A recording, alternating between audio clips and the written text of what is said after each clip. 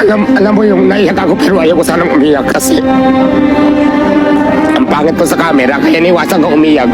Ayun, yung karanasan sa buhay siguro na parang hirap ibalik. Alam mo yung nangangalagal ako tapos wala ka namang ginagawang masama. Lahat na ng discrimination na sa akin na alam mo yung nilalaban ko yung sarili ko. Tapos kalaka lang naman yung hinahanap natin para mabuhay ako. Tapos lahat ng taong discrimination sa'yo, lahat na lalaitin ka, parang hirap, parang kung maaari sana, ayaw ko na sana kang ibalik yun. Yun yung mga hindi ko makakalimutan sa buong buhay ko. Nakakaiyak. Paus ako, sorry.